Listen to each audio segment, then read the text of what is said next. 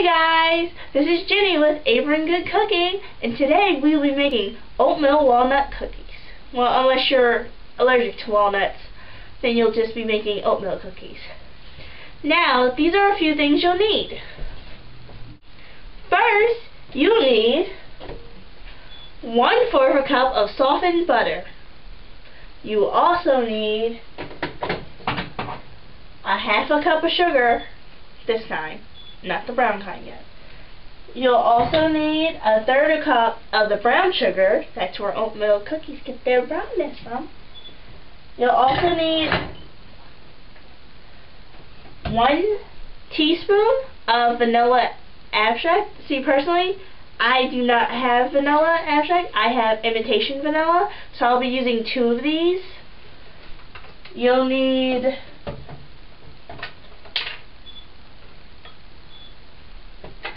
a 1/4 teaspoon of salt and also a 1/4 teaspoon of ground cinnamon, 1 egg,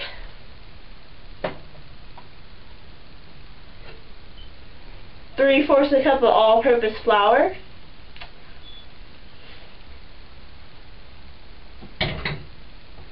1 cup of regular oats. Now, regular oats for me, that translated to oatmeal. So I just have 1 cup of uncooked oatmeal.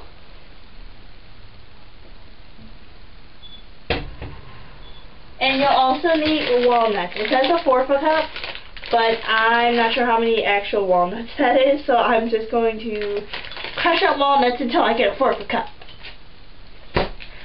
And you'll also need, it says cooking spray, but I have wax paper. So I'm going to put the cookies on wax paper instead for cooking spray. You'll also need a big mixing bowl, your mixer or your wooden spoon, and a giant cookie sheet to put the cookies on. Let's get started. Before we start, you should perhaps start by heating your oven up to 350, because that will knock out the middleman. Okay, so first you're going to want to put all your ingredients, such as the brown sugar, the graduated sugar, the butter, and the teaspoon of vanilla extract, and you want to put it inside the big bowl and mix it up.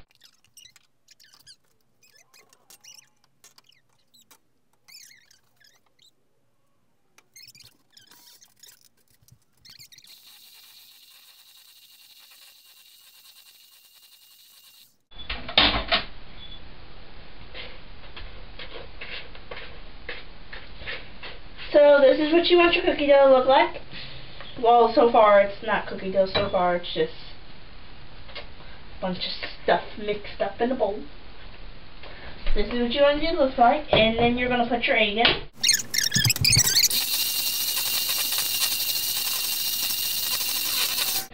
Most people wouldn't believe me if I said that was like the lowest thing on my mixer. The lowest knobby thing. But this is what it's going to look like after you add in the egg and such. Now for the fun part. Wait, actually, yeah. So we have the flour, and we have the oats and the salt to add. Which I didn't even, to be completely truthful with you guys, I didn't even take out the salt.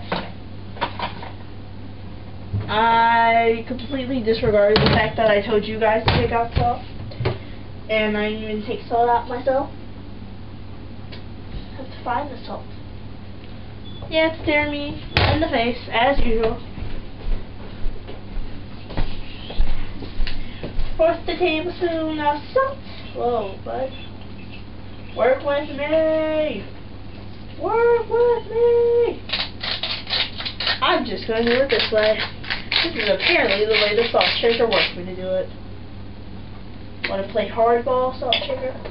Let's go. 1/4 teaspoon of salt. If I can get it in there, you know, that would help. Come on. Come on. Oh, look at that. Perfect. 1/4 teaspoon of salt. I'm just putting it in where the flour is because they're all your dry ingredients. That and the oats. And my cinnamon is going to go in there too because the directions don't say add cinnamon, but I love cinnamon inside my oatmeal walnut cookie, so I'm just going to put 4 in there also. Well, 2/4, so let's be daring. 1/2 teaspoon. And now you are going to gradually blend in your flour, your oats, your salt, and I already put the egg in there. So you're going to add a little bit of this. You're going to add a little bit of that. And then you're going to mix it in. This is called gradually adding. Like, you don't want to add all your ingredients at once.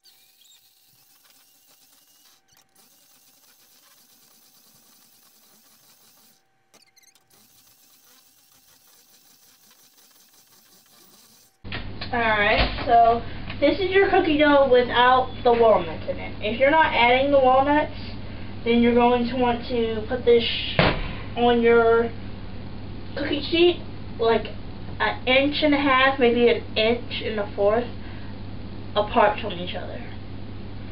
And you're going to need like a teaspoon of the cookie dough. And you're going to leave it in there for 12 minutes.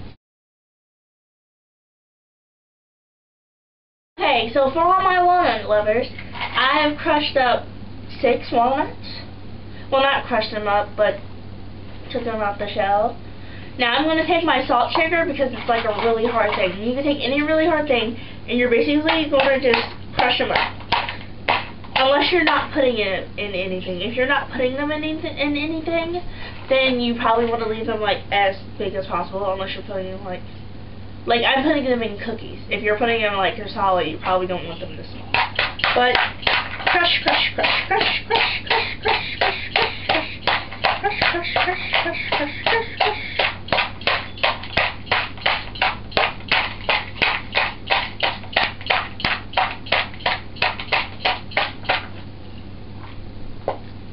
I don't know, maybe a few more seconds. Some hardcore crushing.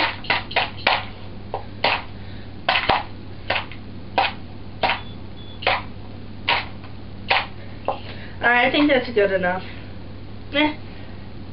So you're going to take it, your now crushed walnuts, and you're going to put it on either a cookie sheet or wax paper. That's what I'm putting mine on, wax paper. And you want to get as many of them as possible out of this container that you just crushed them in. And now, since your oven's already set on 350, my cookie bakers, you basically just want to put these in there for 8 to 10 minutes. But keep a really close eye on them because you don't want anything wrong to happen with your walnuts.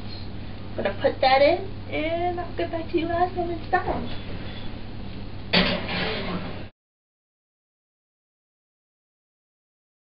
Okay, you guys, so for this part, you're not really going to see my face. You're going to see my hands, you're going to see the bowl, and you're going to see the cookie tray. So basically, because I rather just do it with my hands, you want to get like this much cookie dough, and you're going to ball it up like this, and you're going to put it on your cookie sheet. And you're going to do that until all the cookie dough is gone. You don't need to flatten or anything. You just need to make sure all the cookies are at least like 1 inch or 1.5 inches apart from each other, because you do not want all your cookies sticking together. That will create really strange looking cookies, and I don't think anyone wants really strange looking cookies. Unless you do want really strange looking cookies, then go ahead. Knock yourself out, kid.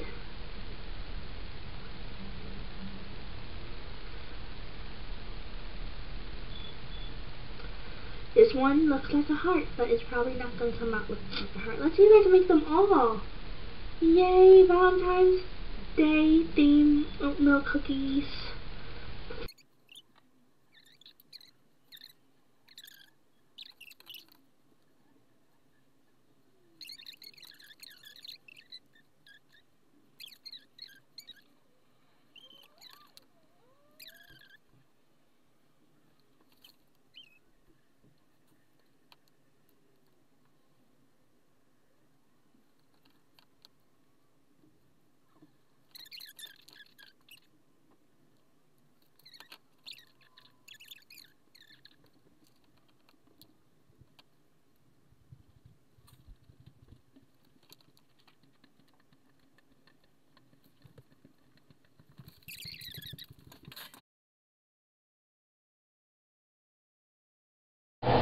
Okay, you guys, so the cookies are done, and after you let them cool, they are okay to eat.